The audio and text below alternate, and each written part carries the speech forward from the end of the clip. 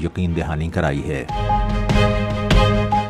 وزیر اطلاعات نے کہا ہے کہ بجلی کی تقسیم کار کمپنیوں کی نجکاری اور بجلی چوری کی روک تھام کے لیے اقدامات کیے جا رہے ہیں۔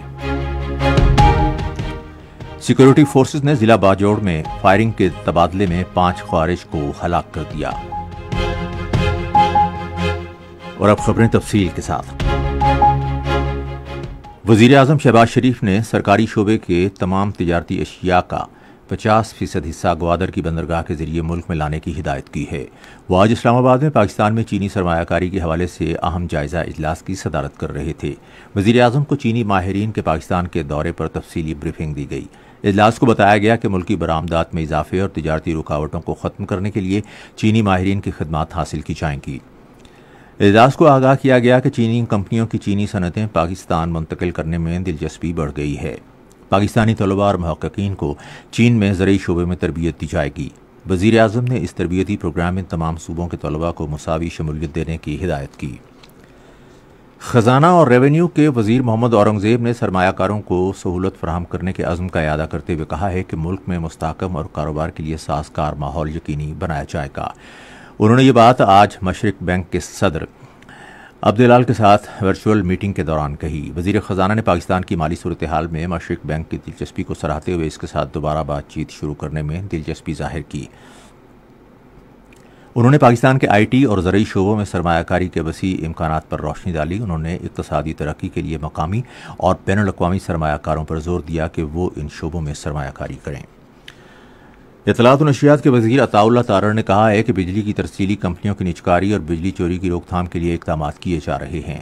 انہوں نے آج اسلام آباد میں صحافیوں سے گفتگو کرتے ہوئے کہا کہ عوام کو ریلیف فراہم کرنا، بالخصوص بجلی بلوں میں کمی کرنا، مسلم لیگ نون کی قیادت کی اولین ترجیح ہے۔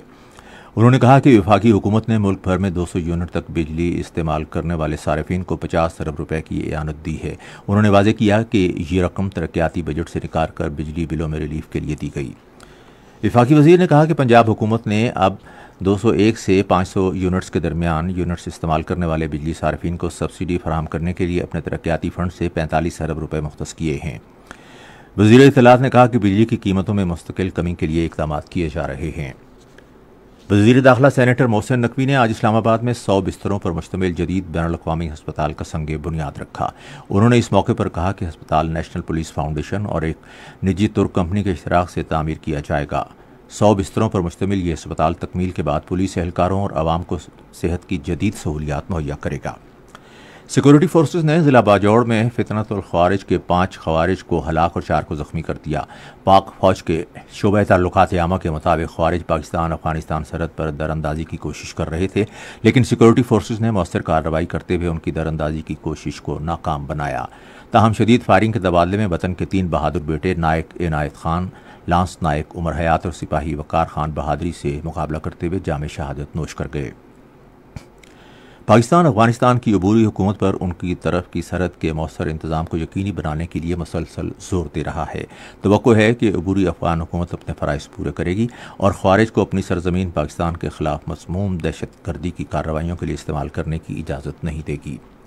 صدر آصف علی زرداری نے باجوڑ میں دہشت گردوں کا مقابلہ کرتے ہوئے پاک فوج کے 3 جوانوں کی شہادت پر گہرے دکھ اور افسوس کا اظہار کیا ہے۔ انہوں نے ملک کے شہداء کو خراج عقیدت پیش کرتے ہوئے کہا کہ پوری قوم ان کی شکر گزار ہے۔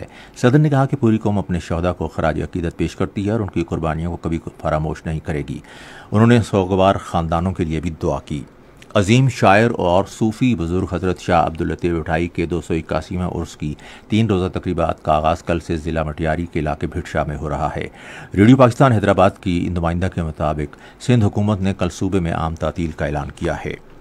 کل سے اسلام آباد کلب میں پاکستان شاہین کرکٹ ٹیم اور بنگلہ دیش A کے درمیان دوسرا 4 روزہ میچ کھیلا جائے گا۔ اسی کے ساتھ ہی خبریں ختم ہوئیں۔ مزید خبروں اور تجزیوں کے لیے آئیے ہماری ویب سائٹ پر، پتہ ہے radio.gov.pk اور فیس بک کے link radio Pakistan news official پر براہ راست ویڈیو سٹریمنگ بھی ملاحظہ کیجیے۔